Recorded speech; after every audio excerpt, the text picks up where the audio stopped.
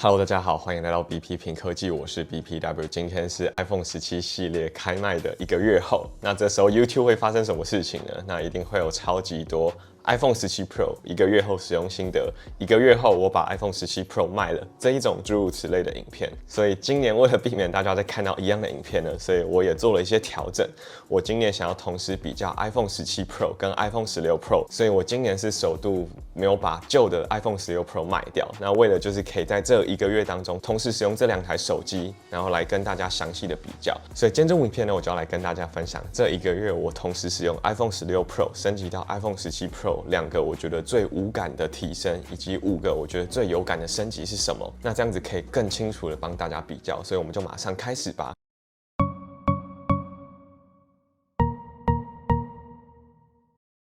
第一个最无感的提升，我觉得是在后镜头的表现。大家一定很惊讶，今年后镜头不是从5倍镜升级到8倍镜吗？为什么我还是觉得无感？没错，倍率有提升，这是没错的。但是苹果还是没有解决多年以来高倍镜发生的问题，像是夜拍稳定度以及鬼影的问题。首先是在中光源跟低光源的夜拍表现，我们可以看到，当然从0.5倍、1倍、2倍，因为 iPhone 16 Pro 跟 iPhone 17 Pro 的镜头表现是一模一样的嘛，所以我们看起来样张是没有什么差的。但是我们到高倍镜的时候，我们可以发现，其实 iPhone 17 Pro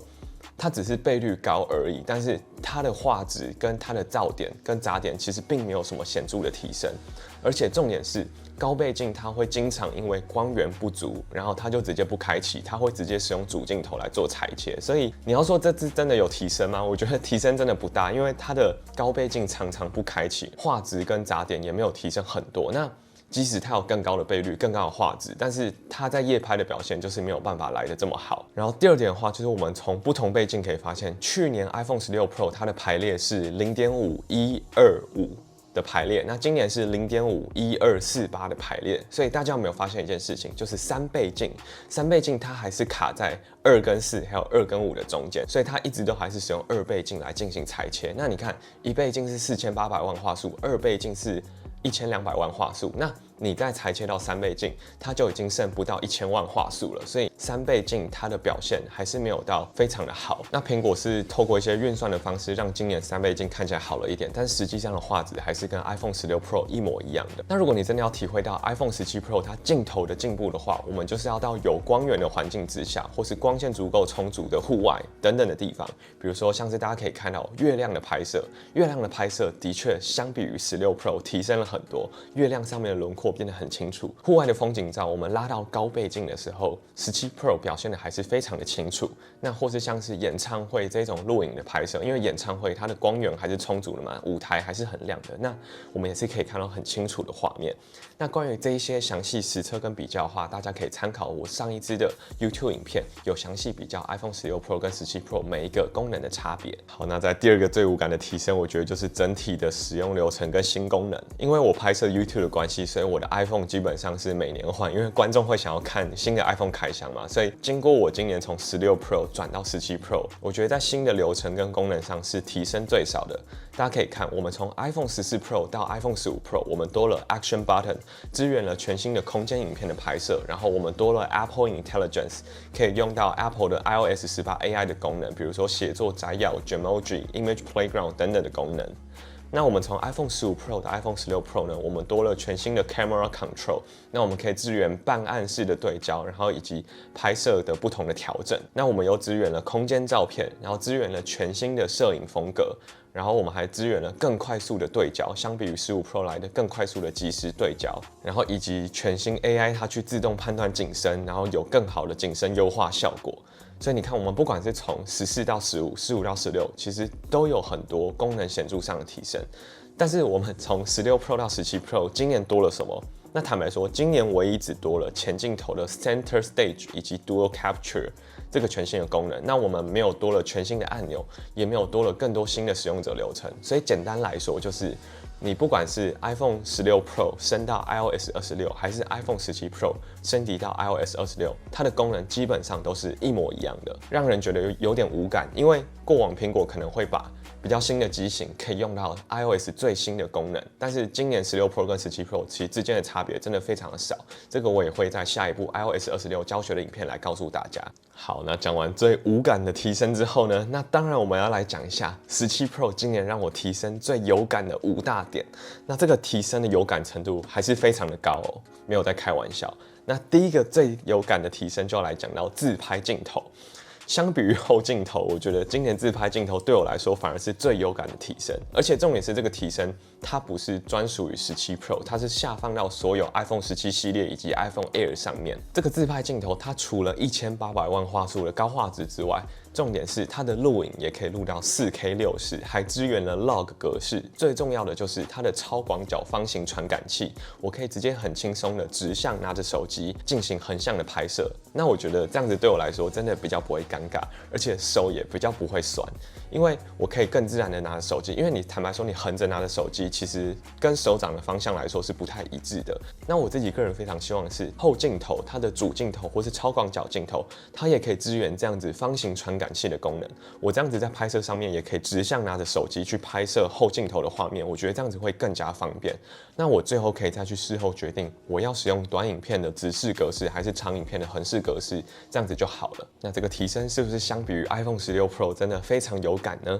好，那接着第二个有感的提升，我们来讲到散热。对，这次散热不管是在体感上还是使用上都非常有感。首先讲到体感上，它摸起来真的不会像16 Pro 来的如此的烫，特别是我现在正在进行录影的时候。如果连续录影超过30分钟，没在开玩笑，就是 iPhone 16 Pro 它摸起来是真的会让我觉得有烫到烫手的那个感觉。17 Pro 它在烫的时候，它的温度会分布的比较均匀一点，不会到烫手的程度。那目前17 Pro 也是唯一一台，就是相比于15 Pro 跟16 Pro 没有发生过热宕机的一台 iPhone。讲得这么抽象，我们当然要给大家看一下客观的数据。所以我们进行录影40分钟之后，iPhone 17 Pro 它机身的平均温度是37度。那 iPhone 16 Pro 录影40分钟，它的平均温度是38.4度。其实你看这个温度还是差了1.4度，所以这个差异其实还是很显著的。它不管是对晶片或是对热宕机的影响都非常的大，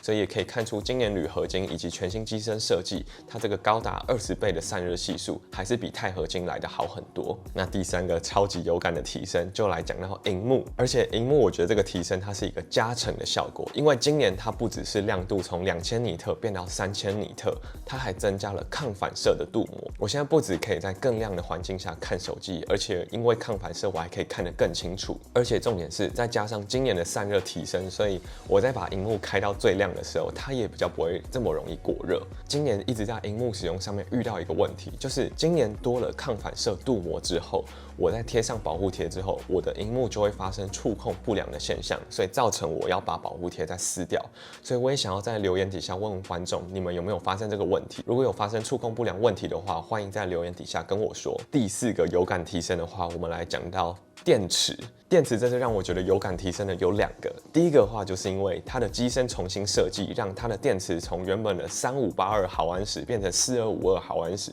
所以它容量整整多了700毫安时。那我们用50%萤幕亮度观看 YouTube 影片的话，17 Pro 它可以观看16个小时，那16 Pro 它可以观看大约14个小时半左右，所以这个在续航力方面也是有很有感的提升。那当然，因为我的16 Pro 它电池可能有稍微的衰退，所以这个准确度可能要再往上拉一点，可能2个大概是差1个小时左右的 YouTube 影片播放时间。那除了电池续航力提升呢，重点是充电速度。这一次0到50%充电速度真的快很多，经过我实测之后，只要25分钟就可以充到50%，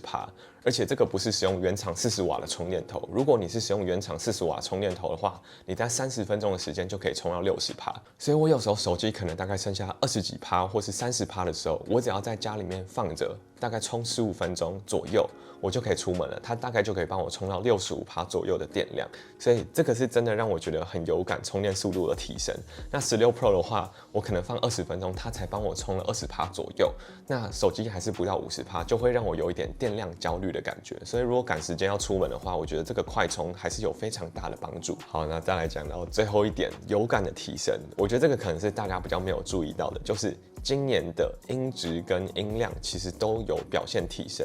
因为大家可以发现，这一次 iPhone 17 Pro 它在上下机身扬声器的打孔数跟长度，它都变长了，所以其实这次在音量跟音质的表现都比较好。我们可以来听一下实测的画面。